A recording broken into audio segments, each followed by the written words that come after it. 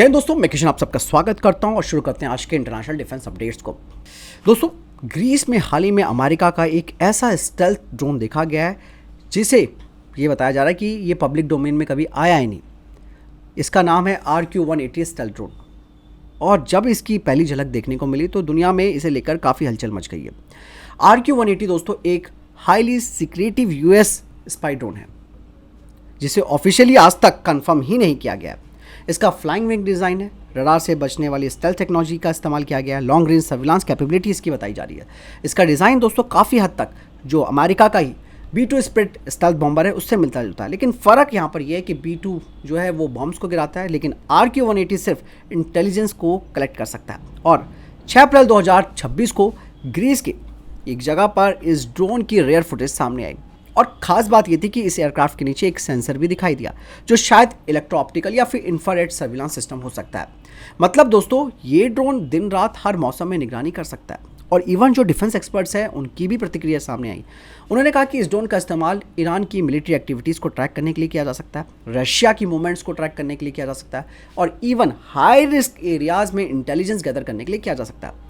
और इसकी सबसे बड़ी ताकत है दोस्तों इस ड्रोन की कि ये ड्रोन दुश्मन के एयर डिफेंस के अंदर जाकर भी बिना पकड़े सर्विलांस कर सकता है।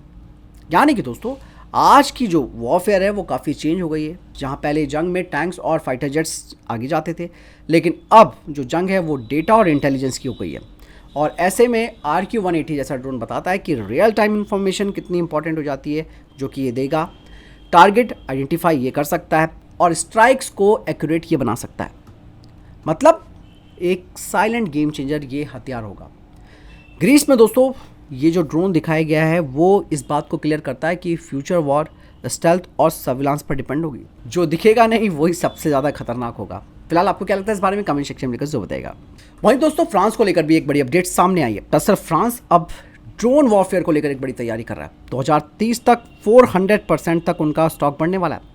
दरअसल फ्रांस ने दोस्तों यहाँ पर लॉन्च किया है एक 8.5 बिलियन यूरो का प्लान, जिसमें कि 400% ज़्यादा ड्रोन्स बनाए जाएंगे, 240% ज़्यादा स्मार्ट बॉम्ब्स बनाए जाएंगे और 30% से ज़्यादा एयर डिफेंस मिसाइल्स बनाई जाएंगी। ऐसा इसलिए भी कर रहा है फ्रांस क्योंकि यूक्रेन और मिडिल ईस्ट वॉर ने ये चीज़ उनको भी सिखा दी है कि भैया मॉडर्न वॉरफेयर का मतलब है कि आपके पास हैवी ड्रोन का इस्तेमाल करने की क्षमता होनी चाहिए। और सबसे चौंकाने वाला फैक्ट तो दोस्तों ये कि ड्रोन की कीमत कुछ लाखों में होती है, लेकिन उसे मार गिराने की मिसाइलें करोड़ों की होती है। और हाल ही में जिस तरीके से ईरान के सस्ते ड्रोन्स को गिराने के लिए 80 मिसाइलें तक खर्च कर दी गई, उससे भी दोस्तों फ्रांस को बड़ी टेंशन हो गई है। अब स्ट्रैटेजी दोस्तों वॉरफेयर की चेंज हो गई है।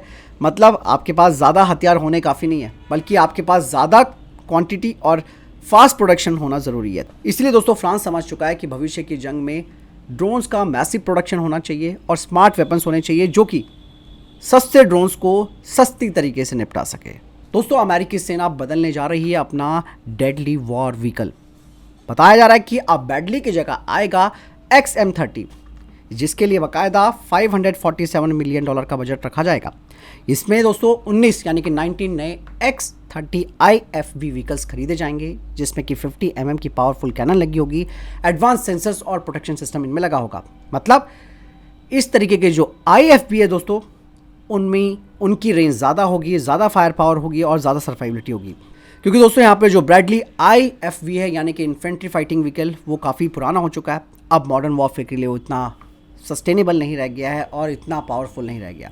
इसीलिए दोस्तों XM30 को बनाया गया है, जो कि दुश्मनों के ड्रोन्स, मिसाइल्स और फ्यूचर थ्रेट्स को खत्म कर सकता है। बात साफ हो जाती है दोस्तों यहाँ पर भी कि भविष्य की जंग केवल टैंक ही नहीं बल्कि स्मार्ट हाईटेक जो इन्फेंट्री फाइटिंग व्हीकल्स है वही यहाँ पर जीत तय करेंगे। इसके अलावा दोस्तों अमेरिकी नौसेना को लेकर एक और बड़ी अपडेट सामने आई है। दरअसल अमेरिकी नौसेना करीबन 1300 से ज़्यादा डेडली मिसाइल्स को खरीदने की तैयारी कर रही है, जिसके लिए बाकायदा $7.3 बिलियन का बजट रखा गया।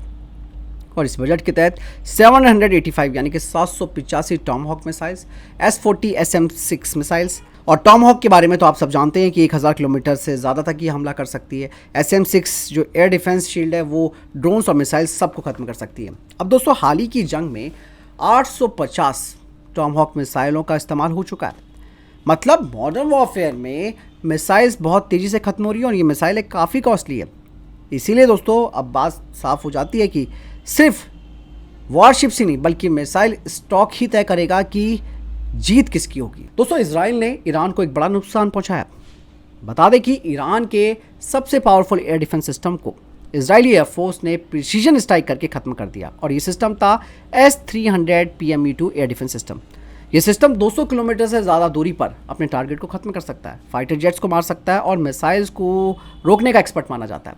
लेकिन दोस्तों यहाँ पर इजराइल ने ऐसा कैसा किया ये भी जानना ज़रूरी है। दरअसल इजराइल ने अपने स्टेल्थ फाइटर जेट जैसे कि F-35I अदीर फाइटर जेट का इस्तेमाल किया, इलेक्ट्रॉनिक वॉरफेयर का इस्तेमाल किया और प्रिसीजन मिसाइलों का इस्तेमाल किया। यानी कि इजराइल ने दोस्तों इन मॉडर्न टेक्नोलॉजीज़ का इस्तेमाल करके ईरान के एयर डिफेंस सिस्टम को ख़त्म कर दिया।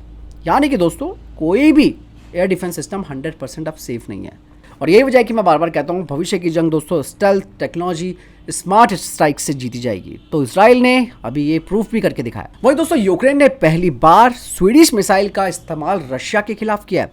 यूक्रेन ने इस्तेमाल किया इस बार RBS-15 एंटीशिप मिसाइल, जिसे कि ट्रक से लॉन्च किया जाता है, यानी कि ट्रक लॉन्चर से इसे फायर किया जाता है। सी स्कीमिंग अटैक ये मिसाइल कर सकती है और ये प्रिसीजन स्ट्राइक क्षमता के साथ आता है। और इस बार इसका टारगेट बना रशिया का ऑफशोर प्लेटफॉर्म। दोस्तों ये मिसाइल केवल दुश्मनों के जंगी पोतों को खत्म नहीं करती बल्कि उनके रडार स्टेशन और जो सी बेसिस हैं उन्हें भी खत्म कर सकती है। हालांकि यहाँ पर यूक्रेन के पास पहले से नेपच्यून मिसाइल सिस्टम भी मौजूद है, लेकिन अब यूक्रेन की ताकत यहाँ पर काफ़ी बढ़ गई है।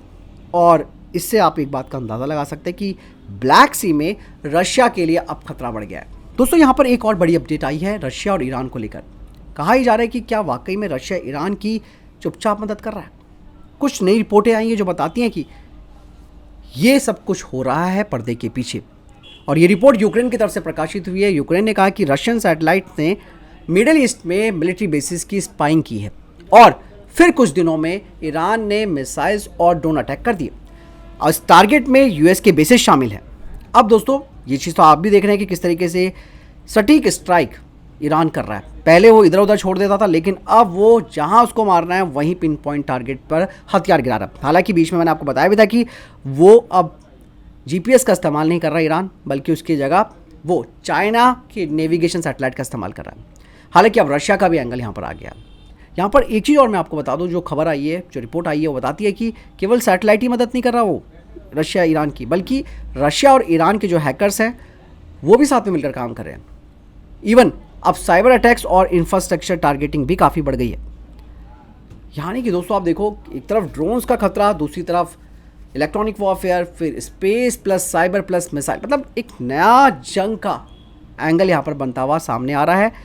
इसीलिए भविष्य की जंग दोस्तों इनविजिबल होगी लेकिन ज़्यादा इम्पैक्टफुल होगी। तो तैयारियां दोस्तों भारत को भी इसके हिसाब से करनी चाहिए जिस तरीके से करंट सिनेरियो चल रहा है, और भारत भी इन सब चीज़ों को एनालिसिस कर रहा है। दरअसल दोस्तों अमेरिका की नौसेना ने मांगे हैं $65.8 बिलियन ताकि वो बना सके न्यूक्लियर सबमरीन्स, डिस्ट्रॉयर्स और फ्रिगेट्स, एम्फीवियस वॉरशिप्स और एक बड़ा लॉजिस्टिक फ्लीट। और सबसे खास रहने वाला है कोलंबिया क्लास की न्यूक्लियर सबमरीन्स, वर्जीनिया क्लास की attack submarines, missile defence destroyers. यानी कि दोस्तों अब अमेरिका का फोकस सिर्फ लड़ाई के लिए नहीं है बल्कि लंबे समय तक युद्ध लड़ने की वो तैयारी कर रहा है। मतलब फ्यूल शिप, हॉस्पिटल शिप और सप्लाई वेसल्स भी इसमें शामिल की जाएंगी। और अमेरिका भी ये चीज़ जान चुका है कि भैया युद्ध में पड़ना तो आसान है लेकिन बाहर निकलना उतना ही मुश्किल है। हर देश वेनेजुएला की तरह नहीं होता। यानी कि बात साफ हो जाती है दोस्तों कि अमेरिका जिस तरीके से इस वक्त ईरान की वजह से बैकफुट पर आया है, हालांकि अमेरिका बैकफुट पर तो नहीं आया है, ये हम कहना भी चाहेंगे, बिकॉज अमेरिका काफ़ी पावरफुल देश है, इसमें कोई डाउट नहीं है, लेकिन फिर भी ईरान जैसे देश ने उसे बहुत कुछ सिखा दिया है। तो यही वजह है कि अमेरिकी नौसेना अब ज़्यादा इन्वेस्टमेंट कर रही है ताकि भविष्य की जंग की तैयारी कर सके। इसीलिए अमेरिका का फोकस यहाँ पर जंग लड़ने का नहीं है बल्कि लंबे समय तक युद्ध लड़ने की तैयारी करना है। तो दोस्तों ये थे अभी तक के top international defence updates. Video के सामने कोई प्रश्न जवाब है आपको कोई सारे कमेंट सेक्शन में लेकर जरूर पूछिएगा। वीडियो को लाइक और शेयर कीजिएगा। ख्याल रखिएगा अपना। जय हिंद, वंदे मातरम।